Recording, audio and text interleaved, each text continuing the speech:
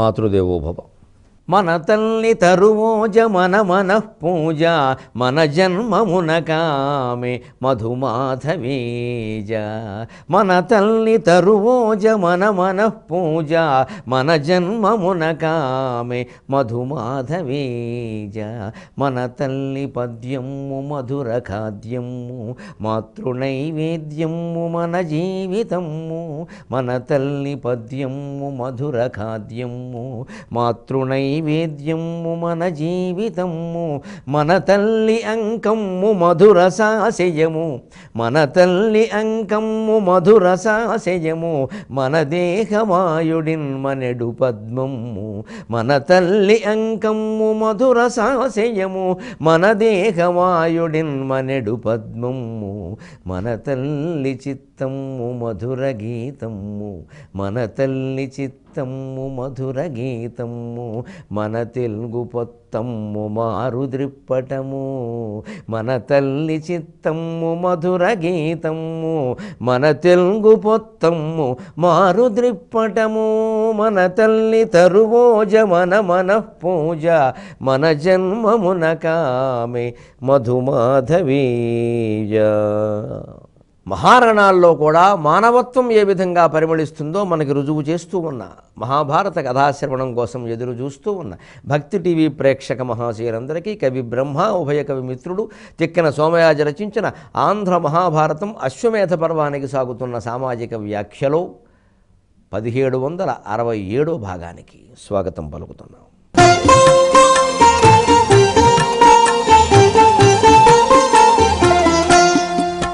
అశ్వమేధ పర్వం చతుర్థాశ్వాసంలోకి ప్రవేశిస్తూ ఉన్నాం. ఈ చతుర్థాశ్వాసంతో ఈ అశ్వమేధ పర్వం ముగుస్తుంది. ఇంతకీ అసలు అశ్వమేధం ప్రారంభం కావడానికి 3 ఆశ్వాసాలు పట్టింది.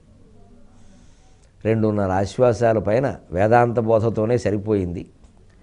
ఒక సగం ఆశ్వాసం సరే ఉత్తరా శిశువు మరణం పునర్జీవనం లాంటి అద్భుతాలన్నీ వర్ణించడంతో సరిపోయింది. మన కావ్యాలలో ఆ మధ్యలో కథ ఆపి అయినా ఆ వేదాంత బోధకి ఎందుకు ప్రాధాన్యం ఇస్తారు అంటే ఆ తత్వబోధ కోసమే ఈ కథలన్నీ అసలు. లేదా కథ చెప్పుకోవడం ఎందుకు? అప్పటి కథ ఇప్పుడు ఎందుకు చెప్పుకోవాలి? జరిగిందో లేదో అన్నీ అనుమానాలే. ఎలా జరిగిందో, ఎక్కడ జరిగిందో, ఎంతవరకు జరిగిందో అన్నీ రకరకాల ఇబ్బందులు ఉంటాయి కదా. ఎందుకంటే చెప్పుకోవడం అంచేత ఎంత గొప్ప మన దేశ పూర్వ చరిత్రను మనం ఇతిహాసాలు పురాణాల రూపంలో చెప్పుకున్నా దాని నుంచి గ్రహించవలసింది గ్రహించాలి. అదే వేదాంతం. మనం అదృష్టవంతులం ఆ వేదాంతం విషయంలో. చాలా గొప్ప వేదాంతం ఉంది మనకి. అదొక శాస్త్రం. అది కేవలం ఏదో ఒక మతం ఒక నమ్మకం అని చెప్పాలి. అదొక శాస్త్రం. షట్శాస్త్రాల్లో శబ్దశాస్త్రం, ధర్మశాస్త్రం, తర్కశాస్త్రం, జ్యోతిష్ శాస్త్రం ఈ 4 పోనీ కాస్త లౌకిక జీవితానికి సంబంధించినవి భాషా సాహిత్యానికి సంబంధించినవంటే తర్వాత చెప్పిన 2 పూర్వమీమాంస ఉత్తరమీమాంస పూర్తిగా వేదాంతమే. 2 శాస్త్రాలు వేదాంతమే ఉంది, ప్రత్యేకంగా ఉన్నాయి. దాని ప్రాధాన్యం వేదాంతం అనగానే ఏదో వైరాగ్యం 70 ఏళ్ల వయస్సు అనుకోకూడదు. వేదాంతం ఆయుధంగా కలిగిన వాడు విశ్వాన్ని మొత్తం జయిస్తాడు. ఎందుకంటే తన లోపల శత్రువులను జయిస్తాడు. లోపల శత్రువులను జయించిన తర్వాత ఇంకా బయట శత్రువులు ఎంతసేపు అండి? నిన్ను ప్రభిన్ను చేసేటి భీకర శత్రువుడు 6 ప్రభిన్నుల చేసిన ఇంకా నీకు లోకంలో శత్రువు అనేవాడే లేడన్నయ్యా అన్నాడు ప్రహ్లాదుడు. అది మనం జయించాలి. అందుకోసమే ఈ భాగాలు శాంతి పర్వం, ఆనుశాసనిక పర్వం, అశ్వమేధంలో కూడా 2.5 అంత విస్తృతంగా వేదాంతాన్ని బోధించడం అటు వ్యాసుడు చేశాడు, ఇటు తిక్కన గారు చేశారు. మనం చూశాం.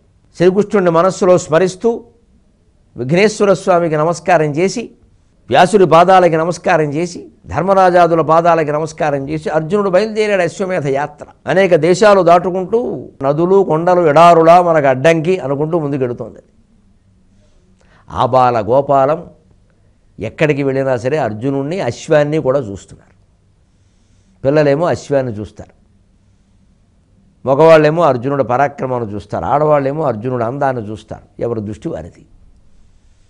దృశ్యం ఎన్ని విధములుగా ఉండును అంటే ద్రష్టలు ఎన్ని విధములుగా ఉందో దృశ్యం అన్ని విధములుగా ఉండును అంటారు వేదాంతం.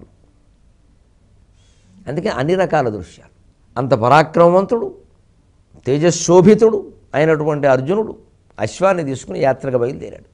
ఆబాల గోపాలం అతన్ని దర్శిస్తున్నారు. బ్రాహ్మణులు పెద్దలు పండితులు ఆశీర్వచనాలు అందజేస్తున్నారు. సామాన్య ప్రజలు సైతం తమ వాంఛల్ని ఆశీస్సుల రూపంలో అందిస్తున్నారు. అర్జునుడు గెలవాలి, అర్జునుడు గెలవాలి. ఎంతో కష్టపడ్డారు పాండవులు, ఎన్నో కష్టాలు పడ్డారు, కష్టాలు పడ్డారు.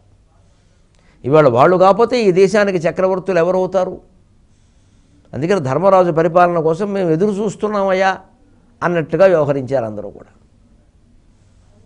ఆ రకంగా అర్జునుడిని ఆశీర్వదించి అశ్వాన్ని ప్రోత్సహించి పంపించారు.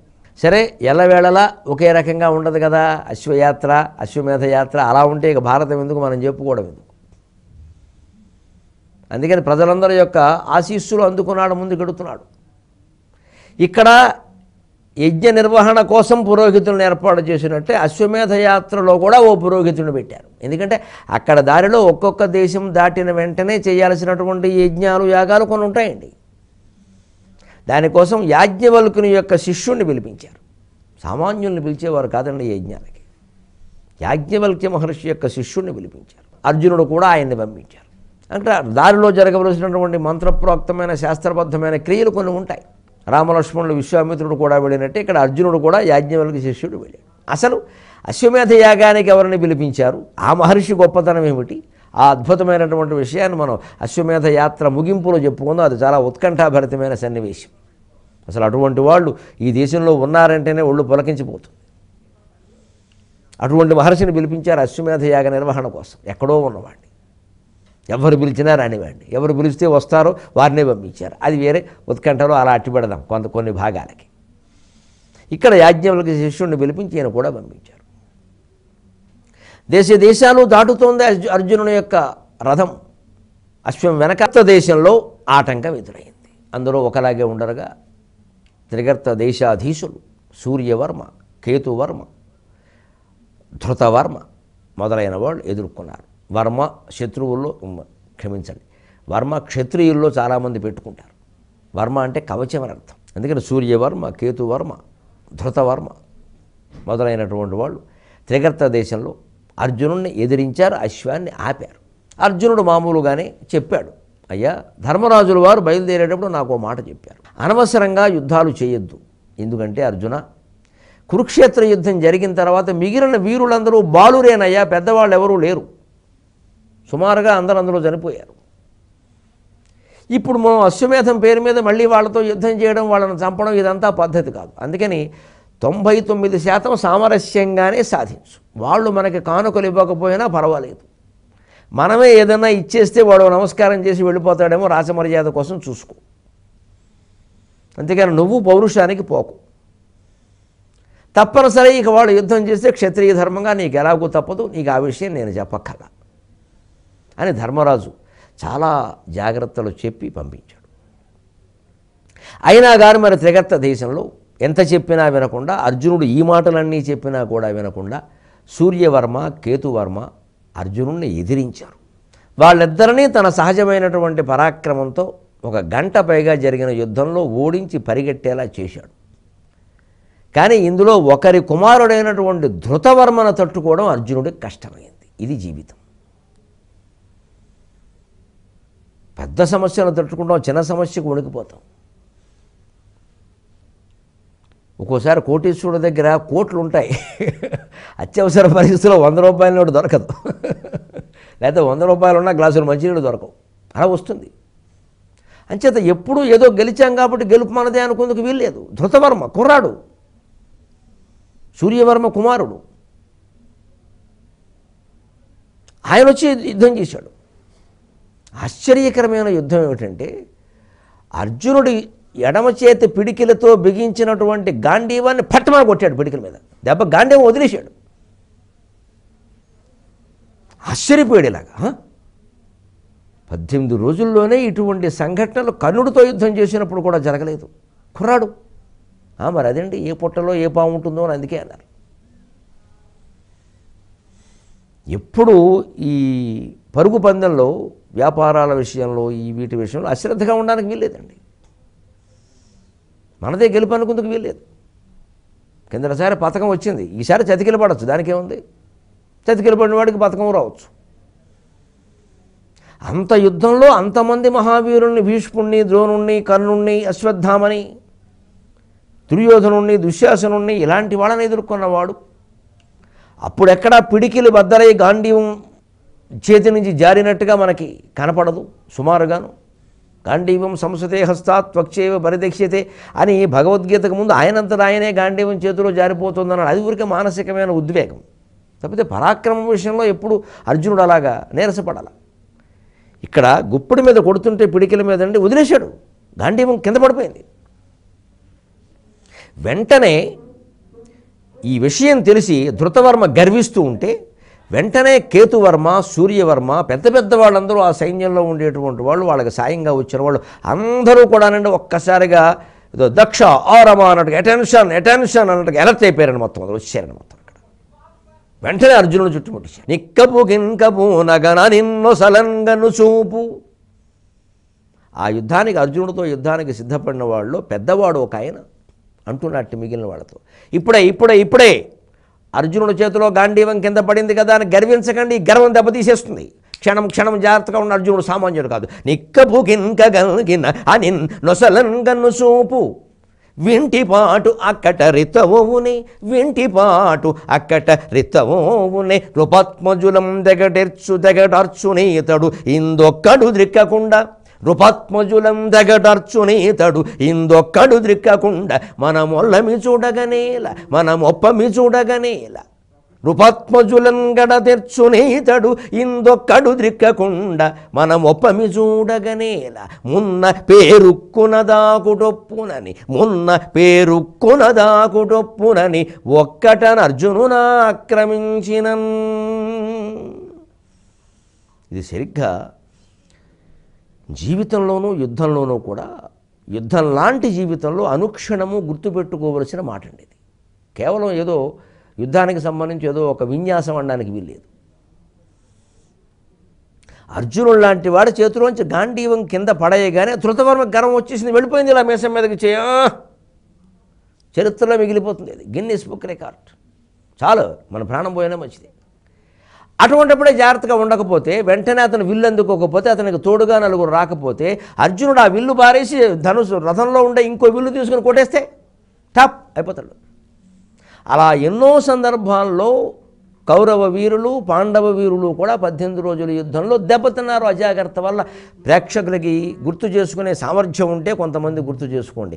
అశ్వత్థామకి అర్జునునికి యుద్ధం జరిగినప్పుడు ఇది జరిగింది. అశ్వత్థామ ఎలాగే అర్జునుని చేతిలో ఉండే గాంధీవాన్ని కింద పడేయగలిగాడు, వింటి నారి తెంచగలిగాడు, గాంధీవం కూడా కింద పడేయగలిగాడు. వెంటనే ఇలా గర్వించాడు, ఇలా చూశాడు, ఒక్క క్షణం ఏమరపాటుగా ఉన్నాడు. ఆ ఏమరపాటుని ఇంకాస్త పెంచడం కోసం దేవతలు దిగొచ్చేసారు, మొత్తం బ్యాండ్ మేళం వేసుకుని. అర్జునుడి పార్టీ కదా దేవతలందరూ, వాళ్ళు దిగొచ్చేసి అశ్వత్థామను పొగిడేశారు. అబ్బోబో నీకు తిరుగులేదు, అసలే అశ్వత్థామ, అందున బ్రాహ్మడు చెప్పేదే ఉంది, ఇంకా పొగిడితే చాలు. అదే ఇంకాసేపు పొగడండి అన్నాడు. ఈలోపు చెద కూడా వేసాడు పట్టుకుని అర్జునుడు మరో ధనుస్సు అందుకుని. కాసేపుడు దాన్నే అందుకున్నాడు, మరో ధనుస్సు ఏమిటి, ఉరికి జారింది అంతే, విరగలేదుగా. జారిన ధనుస్సు మళ్ళీ అందుకుని చెద కూడా బారేశాడు. అంటే గెలిచినప్పుడు మనం కూడా జీవితంలో ఎప్పుడైనా గెలిచినప్పుడు వీరానందంలో ఉంటాము, వెంటనే వినోదం, ఇంకేం చేస్తామో తెలియదు, అప్పుడే జరుగుతాయన్నీ. అప్పుడు కూడా జాగ్రత్తగా ఉండాలి జీవితంలో. అదే ఇక్కడ పద్యం. నిక్కపు గిన్క వచ్చిన అని నొసలంగను చూపు. ఆ తిక్కన గారు అచ్చ తెలుగు ప్రయోగాలు చూడండి, ఈ నిళ్ళు బంగారంగాను ఏమి శ్రద్ధగా రాస్తారండి బాబు. అసలు బాగా పరిశీలిస్తే కానీ అర్థం కూడా తెలియదు. నిక్కపు కిన్కగలిగిన అనిన్ నొసలంగను చూపు. అర్జునుడిని తక్కువ అంచనా వేయకుండా ఆయనకి నిజంగా కోపం వచ్చిందంటే పాలాక్షుడు అవుతాడు. దాని నొసలంగను చూపు. కోపం నిజంగా వచ్చిందంటే 2 కళ్ళతో చూడు, 3వ కంటితో చూస్తాడు. అసలే శివభక్తుడు. అది తిక్కన గారి ప్రయోగం. నొసలంగను చూపు వింటిపాటు అక్కట రెత్తవోవునే. అటువంటి వాడు విల్లు పడేస్తే మామూలుగా కూర్చొని పోన్లేవయా పడేసావు, నేను కూడా కాస్త విశ్రాంతి తీసుకుందాం అనుకుంటున్నానని పేకాడుకుంటాను వెళ్ళిపోయి తుక్కు రేగొట్టాడు. అంచేత మీరు తక్కువ అంచనా వేయకండి, అశ్రద్ధ పనికిరాదు. వెంటనే మనవాడికి తోడుగా 10 మంది వచ్చేయండి, నిలబడాలి, ప్రాణాలు పోతాయి అని చెప్పారండి. అది యుద్ధంలో నైపుణ్యం ఉన్నవాళ్ళ ఆలోచన. పెద్దల ఆలోచన, పిన్నల ఆచరణ అని ఎందుకంటారంటే ఇందుకు. ఆలోచన పెద్దవాళ్ళదవ్వాలి, ఆచరణ పిన్నవాళ్ళ చెయ్యాలి. జాగ్రత్తగా ఆలోచిస్తారు వాడు. అందుకని వింటిపాటు అక్కట రెత్తబోవుని ఏమాత్రం అవమానం జరిగినా తట్టుకోడు ఆయన, వెంటనే రెచ్చిపోతాడు. విల్లు పడేస్తే ఊరుకుంటాడా? మనవాడు పోయినట్టే అనుకోండి, వెంటనే కాపలాగాయండి. అప్పుడు కూడా పిరికి మంది పోయిట్లా, మనవాడు పోయినట్టే మనవాడు కప్పేయండి, కనిపించొద్దని చెప్పండి. నేను సైంధవుడి కోసం దుర్యోధనుడు చేసిన పిచ్చి రక్షణ ప్రయత్నం చేయాల. అది త్రిగర్త దేశాధీశుల శౌర్యం, మనం మెచ్చుకోవాలి. వెంటనే మనం పోరాడదాం అందరం, అంతేకాని దాచేద్దామని ప్రయత్నం చేయాలి అన్నాడండి. పోరాడదాం అన్నాడు. అని నొసలంగన చూపు వింటి పాటెక్కట రెత్తవుని రూపాత్మజులం గడదెర్చుని తడిందొక్కడు త్రిక్కకుండా, ఒక్కడిని కూడా వదిలిపెట్టకుండా మొత్తం అందరం చంపేస్తాడు. అసలు ఈ అశ్వమేధానికి ఈ అశ్వాన్ని ఆపడమే మన తప్పు. ఏదో ఆపేశాం సరే, కానీ వాళ్ళ పౌరుషాలు అటువంటి ఏదో చేసిన దానికి కట్టుబడి ఉందాం అంతే. జీవితంలో ఎప్పుడైనా అంతే. ఒక నిర్ణయం తీసుకునే ముందు మనం గంటలు కాదు, అవసరమైతే రోజంతా, పోనీ 2 రోజులు ఆలోచించినా తప్పు లేదు. కానీ నిర్ణయం తీసుకున్నాక ఇంకా ఆలోచించకూడదు, దానికి కట్టుబడి ఉండడం. యశోవా మృత్యుర్వా, ఏదైనా సరే ఇంకా అప్పుడే జీవితం బాగుంటుంది. థ్రిల్లింగ్ అంటారు ఆంగ్లంలో, అంతే వచ్చేస్తుంది, అనుభూతి అంతా వస్తుంది. అంతేగాని తీసుకోవడం, మేనమేషాలన్నా మళ్ళీ లెక్కెట్టడం, కాదేమో అనుకోవడం, అవునేమో అనుకోవడం, ఇలా చేయకుండా ఉండుంటే ఇవన్నీ అనవసరం. ఈ సాగతీతం అయిపోయింది, అది చేసేసాం. ఇప్పుడేం జరగాలో మాట్లాడు. ఆలస్యమైంది, రైలు వెళ్ళిపోయాక ఏం చేయాలో మాట్లాడుకోవాలి. అంతేగాని ఆ ముందు అనవసరంగా పెట్టేసి అద్దుతూ కూర్చున్నాను, నేను వద్దన్నాను కూడా, నేను వినలేదు అని వద్దు, ఇవన్నీ అనవసరం. అక్కడ ముందు రైలు వెళ్ళిపోయింది, ఇప్పుడు ఏం చేయాలి? ఇంటికి వెళ్ళిపోదామా, టీ తాగుతూ కూర్చుందామా, లేదా ఇంకో రైలు ఏదైనా ఉందా? అంతే. ఆ రైలు ఎక్కాక ఇంకో రైలు అది చూసుకున్నాక, అది ఎక్కాక లేదా ఓ బస్సు ఎక్కాక సామాన్లన్నీ సర్దుకున్నాక అప్పుడు మనం చేసిన పొరపాటు ఏమిటి, ఎక్కడ ఆలస్యం చేయడం వల్ల ఈ రైలు వెళ్ళిపోయింది అని ఆలోచించుకుంటే ఇంకోసారి జాగ్రత్తగా ఉంటాం అంతే. అంతేగాని ముందు బస్సు రైలు తర్వాత ఏర్పాటు ఏమిటో చూసుకోకుండా దీని గురించి ఆలోచిస్తూ కూర్చొని అది కూడా వెళ్ళిపోతుంది. మనం చాలామంది చేసే పొరపాటు ఇది. ఆ గతాన్ని గురించి చర్చించుకోవడం ఎంత ఆనందమో అనండి మనకి, అందులో దుఃఖం ఉంది, సుఖం లేదు. అయినా చర్చించుకుంటూ కూర్చుంటాం గంటల తరబడి, తెమలనీరు వ్యవహారాన్ని. అసలు మొహమాటం లేకుండా వేదాంత శాస్త్రం చదువుకున్న వ్యక్తిగా ఒక్క మాట చెబుతున్నాను, పెద్దలు మన్నించండి, పిల్లల కోసం చెబుతున్నాను. కిందటి క్షణం కూడా పూర్వజన్మ కిందే లెక్కండి జీవితంలో, అంతే వేదాంతం చెప్పిందండి. కిందటి క్షణం మీరు వింటున్నప్పుడు, ఇప్పుడు సమయం 8 నుంచి 8:30 సమయం ఇది. ఇప్పుడు 8:15 ఎంతో అయింది అనుకోండి, 8:15 అనే నిమిషం ఉంది చూడండి, అది పూర్వజన్మ కింద లెక్కండి. అది ఈ జన్మ కాదండి, అది అలా ఉండాలని జీవితం అంటే. అది అయిపోయింది అంతే, వదిలేసే ఇంకా ఏం ఆలోచించి ఉపయోగం లేదు దాన్ని. మరోసారి అటువంటి పని ఏదైనా చేయవలసి వస్తే కాస్త కావాలంటే ఏదో పాత దస్త్రం బయటకు తీసినట్టుగా ఓసారి తీసుకుందాం. అప్పుడు ఏం చేసాం, ఎందువల్ల, ఇప్పుడు ఏం చేద్దాం అంచేత ఇప్పుడేం చేయాలో చూడండి అంటున్నారండి. ఇప్పుడు జీవితం యుద్ధమా కదా. అంచేత యుద్ధ షట్కం, యుద్ధ పద్యాలన్నీ జీవితానికి ఉపయోగపడతాయి. అవేవో కొట్టుకునే పద్యాలను వదిలేసే వ్యవహారాలు కావు. ఇంకా చిత్రమైన విషయాలు ముందు ఉంటాయి, చెప్పుకుందాం. అందుకే మహారణంలో కూడా మానవత్వం పరిమళించే సన్నివేశాలు. అలాగా అందుకు ఒక్కడిని కూడా వదిలిపెట్టకుండా, ఒక్కడు దొరికకుండా, ఒక్కడు కూడా లేకుండా మొత్తం వేసేస్తాడు. మనం ఒప్పమ్మి చూడగానే అలా, అంతవరకు మనం చూస్తూ కూర్చుంటామా? అదండి మాట. మనము ఒప్పమ్మ చూడగానే అలా అందరినీ వాడు చంపేసే వరకు మనం చూస్తూ కూర్చుంటామా? మొన్న పేరుకొన బోరుడప్పునని ఒక్కటని అర్జునున క్రమించిన, ముందే మనం దాడి చేసేద్దాం అంటే ప్రతి అవకాశాన్ని వినియోగించుకోవడం జీవితంలో గెలవడానికి. విల్లు పడింది కదా అయిపోయింది అనుకోవద్దు. విల్లు పడినప్పుడే మనకు మొత్తం ఇక్కడ ఆకాశం పడుతుంది, ఆకాశానికి చిల్లు పడుతుంది. అర్జునుడు విల్లు పడ్డం అంటే ఆకాశానికి చిల్లు పడ్డం ఏమనుకుంటున్నారు? ముందు పడిపోండి, మొత్తం అందరూ వెళ్ళిపోండి, దాడి చేసేయండి. ఆయన ఇంకో విల్లు తీసుకునేలాగా ముట్టడి చేసేద్దాం. అదండి అవకాశం. జీవితంలో గెలవడానికైనా అంతే. వచ్చిన ప్రతి అవకాశాన్ని వినియోగించుకోవడం, లోపల ఎటువంటి అహంకారం మమకారాలు లేకుండా వినియోగించుకుంటే, అది కూడా భగవత్ స్మరణతో బాటుగా వినియోగించుకుంటే విజయం మనదే.